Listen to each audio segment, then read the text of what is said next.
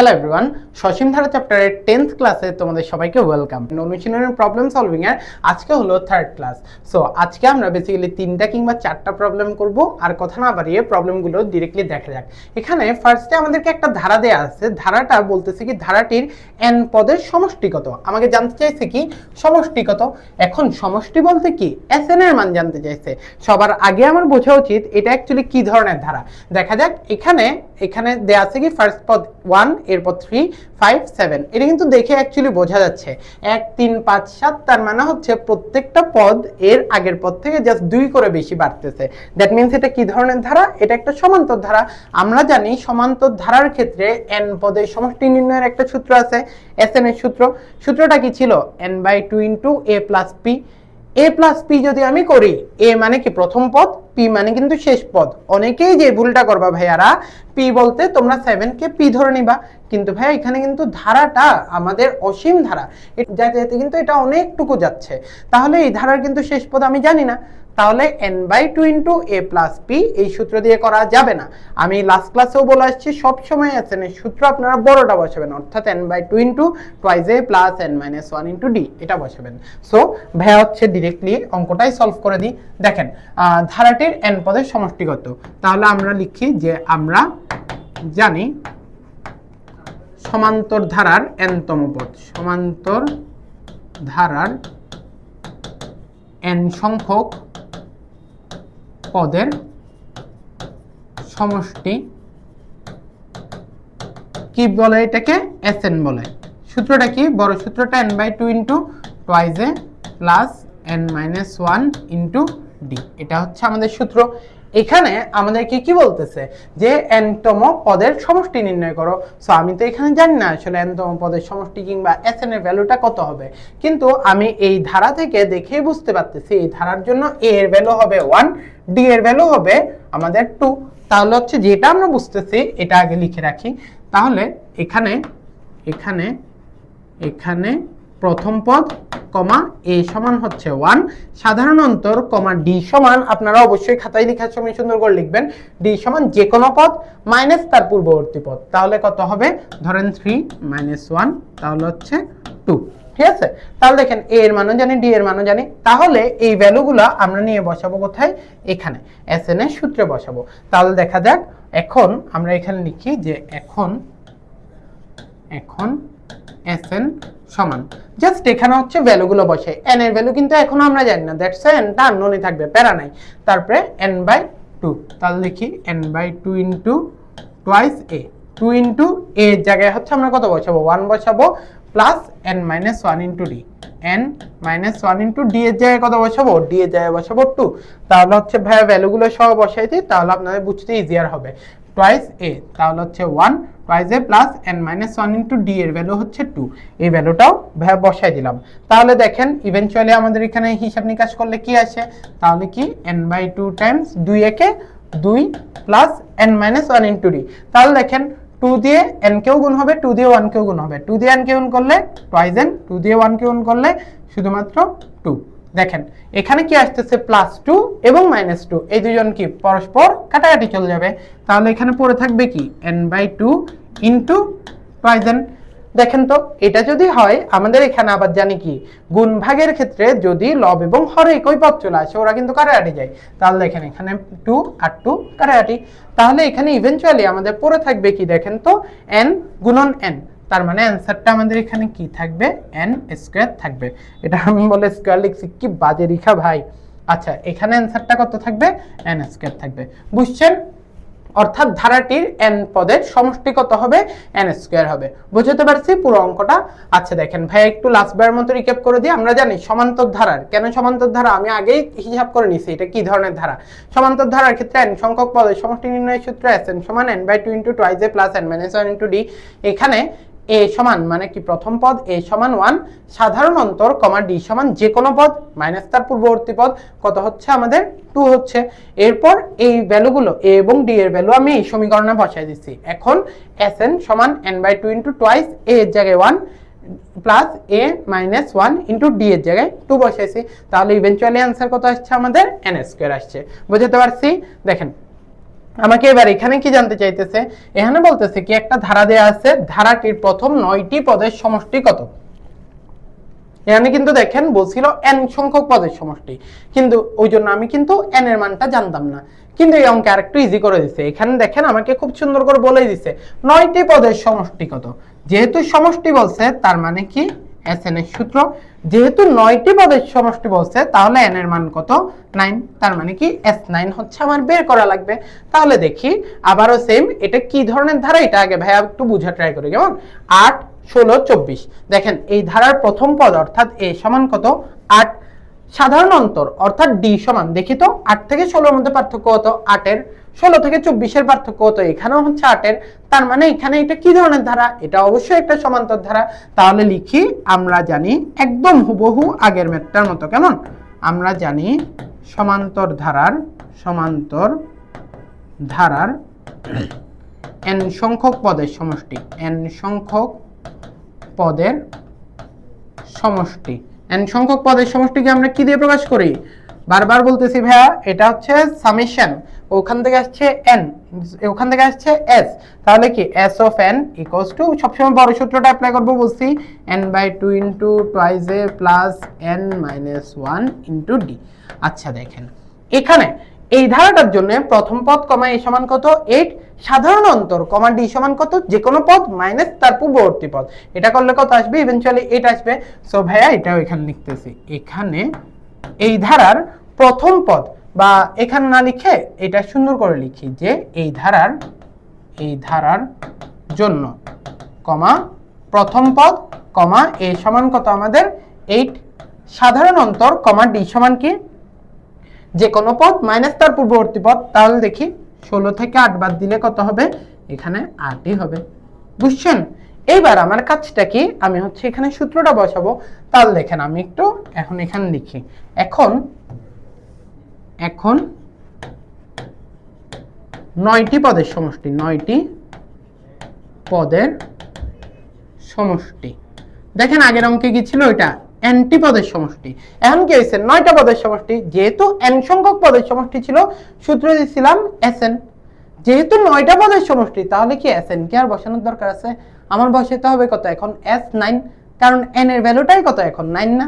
তাহলে দেখেন আমরা একটু বসাই s অফ 9 সমান n/2, n এর মান কিন্তু আমি জানি এখন কত 9, তাহলে n/2 ইনটু টুয়াইস a, এর মানও জানি আমি 8, twice a plus n minus 1 into d, n এর মান 9 মাইনাস 1 ইনটু d এর মান আবারও 8। তাহলে দেখি এবার আমি সবার ভ্যালুগুলো সুন্দর করে বসাই, দেখা যাক আমাদের n এর ভ্যালু কত 9, যেহেতু 9টি পদের সমষ্টি বলছে তাহলে n এর জায়গায় বসাইলাম আমি কত, তাহলে এখানে n এর জায়গায় আমি বসাইলাম 9, টুয়াইস a এর মান কত, a এর মান হচ্ছে আমাদের 8, তাহলে twice a plus n minus 1 into d, n এর মান কত আবারও 9 মাইনাস 1 ইনটু d এর মান কত, d এর মান হচ্ছে আবারও 8, তাহলে হচ্ছে 8। তাহলে দেখেন এবার সবার ভ্যালুগুলো পুট করি, তাহলেই প্রবাবলি আমাদের অঙ্কটা মিলে যাওয়ার কথা, দেখা যাক। তাহলে এটা হচ্ছে n/2 ইনটু 2 ইনটু 8 মানে কত, 8 দুগুণে 16 প্লাস 9 মাইনাস 1 মানে কত 8, 8 কে 8 দিয়ে গুণ করলে কত হয় 8 8 এ 64, 64 সাথে 16 যোগ করেন কত হবে 80 হবে।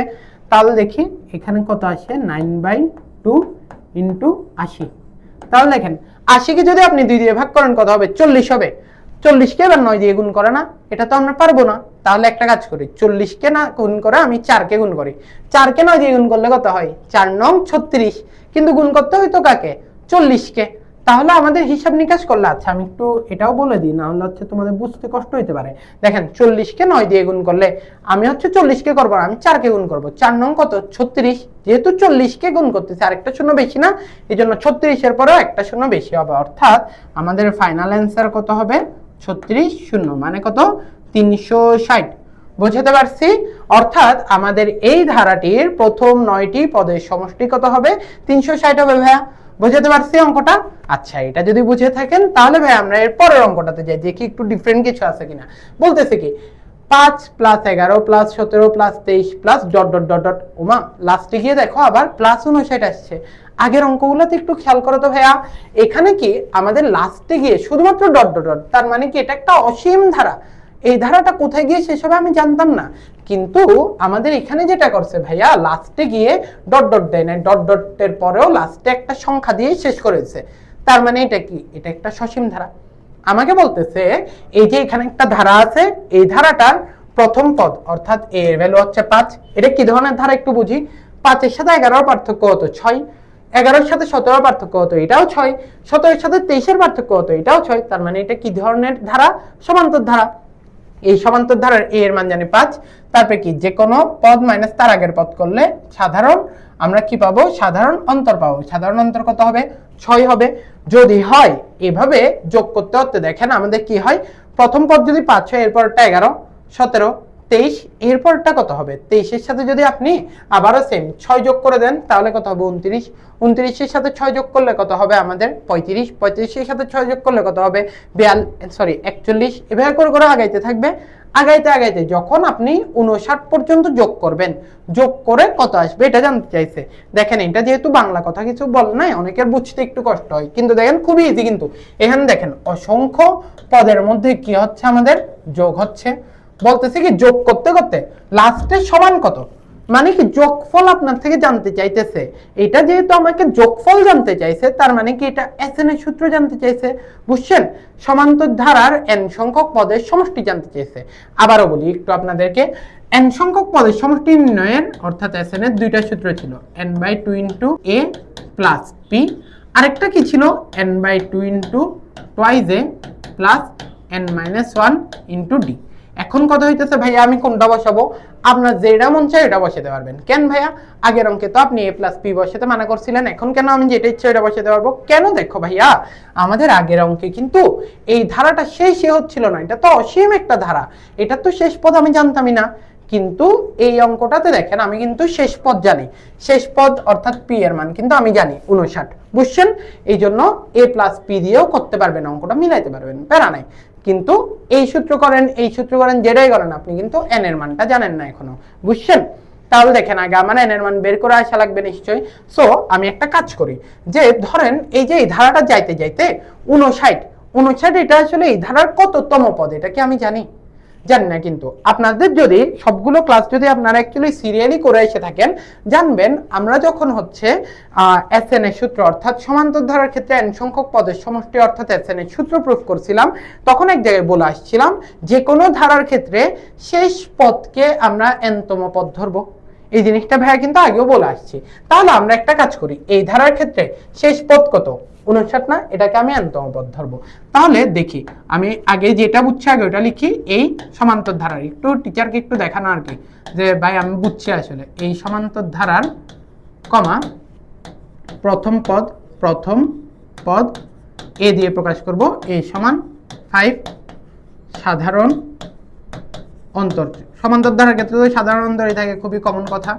d = যে কোনো পদ মাইনাস তার আগের পদ। তাহলে 11 - 5 করি, কত আসবে? 6 আসলো। দেখেন এটাও জানি। তারপরে কি শেষ পদ লিখি, শেষ পদ কমা p = কত? 59। ঠিক আছে? এবার একটু আমরা সুন্দর করে লিখি যে আমরা জানি শেষ পদ সমান কি হয়? nতম পদ হয়। শেষতম পদ সমান nতম পদ। দেখেন ভাইয়ারা এবার শেষ পদ এটার মান কত? 59। তো আমি শেষ পদের জায়গায় বাম পক্ষে লিখলাম 59 সমান nতম পদ। nতম পদের তো একটা সূত্র আছে, সূত্রটা আমরা জানি না, সূত্রটা বসাই a + n-1 * d। দেখেন এইবার সমীকরণে আমি জাস্ট ভ্যালুগুলো বসাবো, n এর মান চলে আসবে। দেখা যাক কিভাবে করে আসে। 59 সমান a এর মান কত? দেখেন তো a এর মান হইতেছে 5, সো আমি বসালাম 5। n এর মান তো জানি না, n-1 * d এর মান কত? d এর মান হইতেছে 6, তো আমিও বসালাম 6।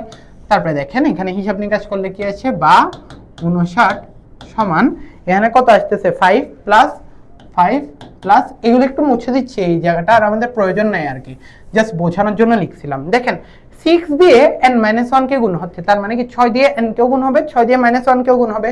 6 দিয়ে n কে গুণ করলে হবে 6n, 6 দিয়ে -1 কে গুণ করলে হবে -6। তাহলে এখানে ইভেন্চুয়ালি কি থাকে আমাদের? 59 সমান 5 - 6, তাহলে কত হবে এটা? -1 + 6n। দেখেন আমাদের 6n এটা এই সাইডে থাকুক, প্যারাই নাই।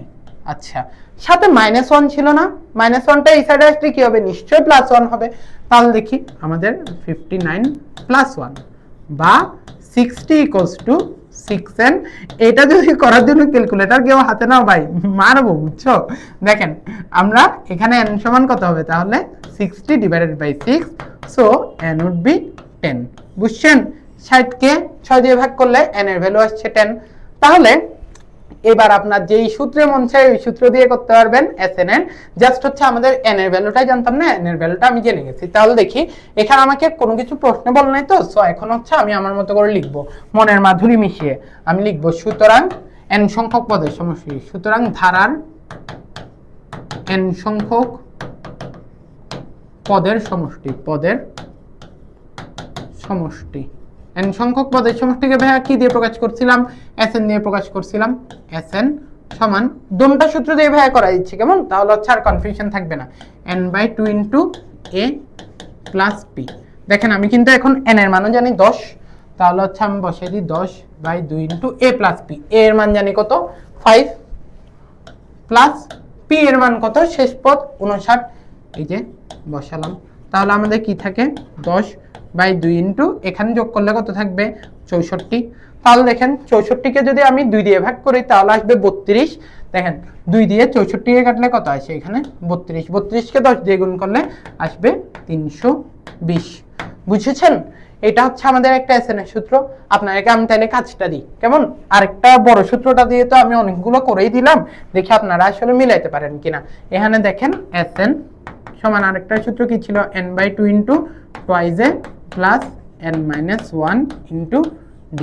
বুঝছেন, দেখেন এই সূত্র, n এর মান বসাবো 10, a এর মান বসাবো 5, d এর মান বসাবো 6, আবারও n এর মান বসাবো 10। তাহলে কি এখানেও অ্যান্সার আসবে কত, 320। বোঝাতে পারছি অঙ্কটা? আচ্ছা, সবাইকে আমি যেভাবে করে ক্লাসগুলো সিরিয়ালি করাচ্ছি ওইভাবে করে করার জন্য আমি বারবার রেকমেন্ড করব। আর ইনশাল্লাহ নেক্সট ক্লাসে হচ্ছে যে আমরা আরো অনেকগুলো প্রবলেম সলভ করব। আমাদের অ্যাকচুয়ালি পুরো চ্যাপ্টারের না, অ্যাকচুয়ালি অনেকগুলো প্রবলেমই আরো বাকি আছে আর কি। সো এগুলো হচ্ছে আমরা আস্তে আস্তে সলভ করব, এন্ড দেখতে দেখতে হচ্ছে চ্যাপ্টারটা শেষ হয়ে যাবে, এন্ড এরপরে আমরা 13.2-তেও এন্টার করব। সো আজকের ক্লাসটা এই অবধি ছিল। সবার সাথে ইনশাল্লাহ দেখা হচ্ছে পরবর্তী ক্লাসে। সে অবধি সবাই ভালো থাকবে। আসসালামু আলাইকুম।